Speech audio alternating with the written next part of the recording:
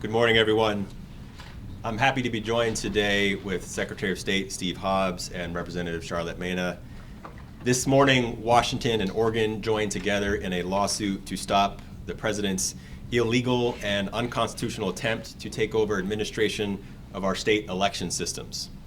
Our case is both narrow in focus and broad in its importance. First and foremost, neither the Constitution nor any federal law gives the president authority to set rules for how states conduct elections. Let me just say that again. The president has no authority to set rules for how states conduct their elections. It is the states that decide how voters are registered. It is the states that decide how ballots are counted. It was Washington that decided to adopt vote by mail, which led to us having one of the highest rates of voting in the nation. Democrats and Republicans in our state have worked together to protect and expand participation in our democracy, and Washington has a robust, safe, and secure voting system. But despite the state's very clear authority to run their own voting systems and the clear success of Washington State's program in particular, the president has once again ignored the law by signing an executive order that would give him control over how the states count ballots, what voting equipment states can use, and how states register voters, and more. The president's illegal executive order violates multiple parts of the Constitution and federal statutes, and the order makes it harder to vote, erodes public confidence in our elections, and makes it more expensive for states to administer our systems. And most alarming, it would disenfranchise hundreds of thousands of Washington residents. The order is so poorly drafted that any state's voting system could be decertified by the federal government. We will not let this attempt to assert control over our constitutional rights go unchecked. But this case is also about a much broader issue. There have been a lot of objections to actions by President Trump, brought by states' attorneys generals, unions, nonprofit groups, and individuals. But it is hard to imagine a subject where this president has less credibility than he does with elections. When the president loses elections, he creates conspiracy theories to explain his loss. He tears down anyone who dares to object to his evidence-free attacks. He has consistently bullied election workers, pressured election officials, and is always looking to undermine faith in our democracy. He is still lying about his loss in the 2020 presidential election, and now he seems to be flirting with the idea of running for an unconstitutional third term as president of this country. American democracy has long been an inspiration for other countries. It has helped lift more voices into participation in democracy. It has given agency to the oppressed, hope to the weary, and a belief that our society can work for everyone. These American values appear to most people, but they are waning in our country, and they are waning in large part because of the actions of the President of the United States. It is highly important that we fight these efforts and not become numb to tyranny. I'm going to turn it over to Secretary of State Steve Hobbs for further remarks. Thank you, Attorney General. Appreciate that. This executive order by President Trump is the latest in a series of federal actions creating confusion and concern around how elections are ran in this country. For Washington State, this executive order threatens decades of progress and advancements that has made our elections secure, fair, and accessible. In the face of these ongoing challenges, we remain steadfast in our commitment to ensure secure, safe, and accessible elections, requiring all ballots to be received by Election Day for federal elections would have a serious impact on Washington voters, disproportionately affecting rural and underserved communities. In 2024 alone, more than 300,000 ballots were received by county election officials after Election Day. Under this executive order, every one of those votes would have not been counted. Additionally, requiring documentary proof of citizenship to register to vote would harm many eligible voters, especially seniors, low-income people, and naturalized citizens. Many citizens do not have access to these documents like passports or enhanced IDs, making registration contingent on the ability to pay for and obtain specific documents risk disenfranchising voters. Let's be clear. federal law already prohibits non-citizens from voting, and we already do that. Every voter in our state must attest to their citizenship, and we regularly maintain our voter rolls. The idea of handing over voter rolls for review to the Department of Homeland Security and DOJ, essentially handing over our voter rolls to a billionaire, a group with no election experience and a track record for errors, is foolhardy and ridiculous. And while imposing requirements that make it harder to vote, this administration is simultaneously cutting the very funding and programs that protect elections from foreign interference. These actions leave our election systems more vulnerable to cyber attacks from nation-state actors while sowing public distrust in the process. I oppose any requirement that suppresses eligible voters, and I will continue to protect access to the ballot while protecting the integrity of the process. We oppose requirements that suppress eligible voters that will continue to advocate for inclusive and equitable access to registration while protecting the integrity of the process. The U.S. Constitution guarantees that all qualified voters have a constitutionally protected right to vote and have their votes counted. We will work with the Washington Attorney General Office to defend our constitutional authority and ensure Washington's elections remain secure, fair, and accessible. But it's up to you, the voter, to use that authority to let your federal government representatives know you want our elections to remain the shining example of how easy and accurate and reliable voting in Washington is. Thank you. Thank you, Secretary Hobbs. Representative Mena. Thank you and good morning. I'm Representative Charlotte Mena from the 29th Legislative District, and I'm also the chair of our State Government and Tribal Relations Committee overseeing elections and voting rights policy.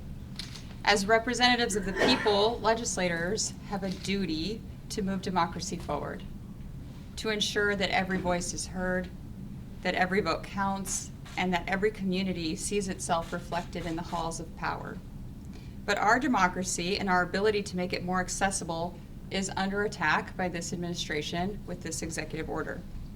The progress that the legislature has made to enfranchise voters through various laws, including mail-in voting and automatic voter registration, are under attack. This executive order threatens millions of Washington voters. For me, the fight for voting rights is personal. My parents are Mexican immigrants. I grew up in the city of Pasco, majority Latino population. And despite growing up in an area where everybody looked like me, none of my elected officials did. It made government feel distant, and it made our needs feel insignificant.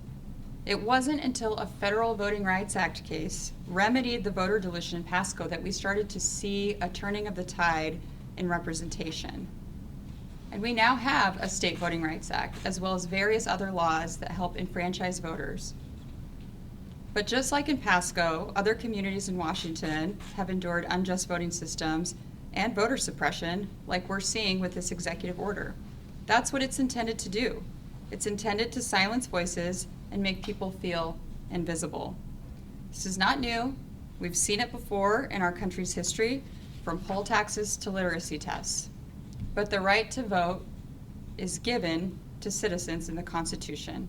It should not depend on how many obstacles you can overcome to cast your ballot. We will defend the progress that our state has made in the legislature, and we will do more to advance voting rights, to expand democracy, and to defend the protections that we have, from the Washington Voting Rights Act to language access to voting rights restoration. We'll stand with Attorney General Brown and Secretary Hobbs against this unlawful order today, and we will keep working to strengthen the laws we have now and keep working toward a truly representative democracy. Thank you. Thank you very much. Let me say a few other things before we take questions. I just want to mention a few other lawsuits that the state is involved in, and including a few additional cases that were filed today. We are co-leading a lawsuit where yesterday we won a temporary restraining order to stop the Secretary, Robert Kennedy Jr., from canceling billions of dollars in critical public health grants, including about $160 million to Washington State. Really pleased that a Trump-appointed judge found the courage to issue a temporary restraining order in that case. This morning, we joined another multi-state lawsuit over the administration's illegal cancellation of additional grants by the National Institute of Health. This is our second lawsuit in that area. And we're also joining another case with 19 other states to protect a number of small agencies from funding cuts, including museums, libraries, worker rights agencies, and minority businesses. And also this morning, we filed our response in the U.S. Supreme Court to the Trump administration's request to stay the injunction that we received in our birthright citizenship case. We are now part of 11 lawsuits against this administration. And I'm sorry to say at this rate, it is headed. We will have more cases in the future. Happy to take any questions. Sir. Start off with the voting thing. When, I'm not familiar with this executive order at all. When did the state receive it? What was the Fed's rationale for it? And Oregon and Washington cannot be the only states with mail-in voting. Have other states with mail-in voting been hit with the same executive orders?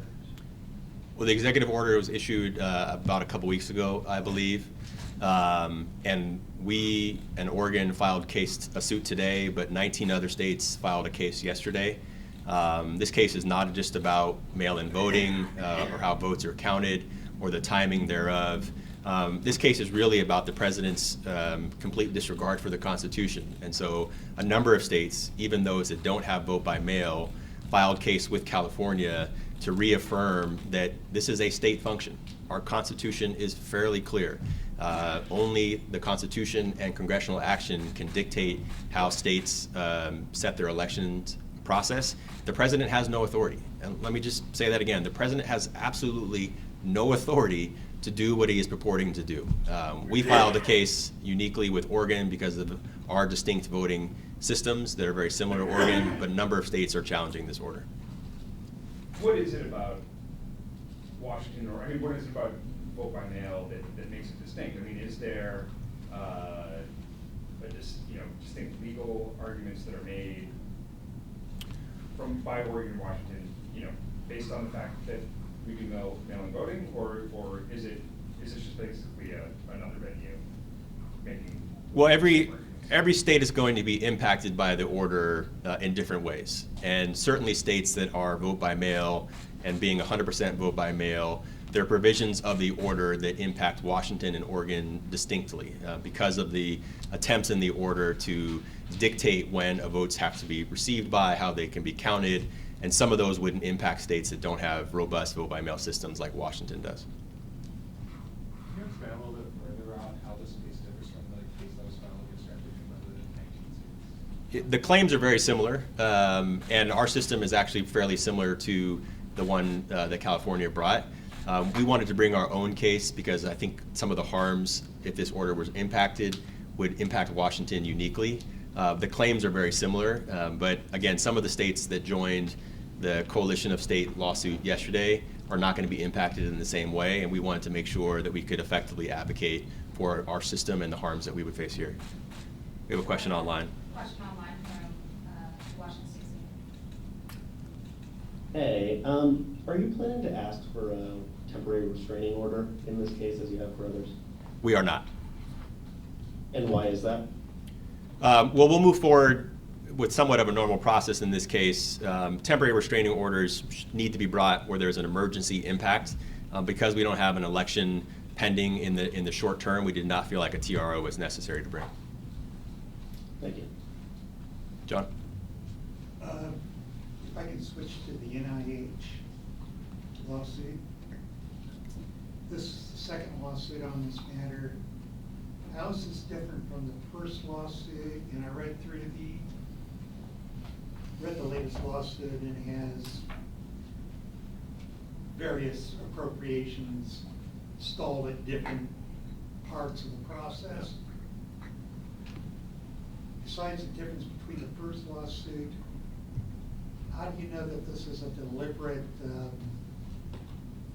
stalling or not following through as opposed to just bureaucracies just move incredibly slow? Well, I never try to get too far into the head of the Trump administration, so I won't speculate by why they're doing what they're doing. What I do know is that the Congress has authorized certain grant funding by NIH and a number of other agencies. Those statutory delegations of money and authority have very strict rules about how they can be amended, and the president nor his administration simply cannot ignore those. This is different from the first case only in terms of the types of grants it's impacting. The claims are essentially the same as our prior case, but it is part of a consistent pattern by the Trump administration where they disregard the law.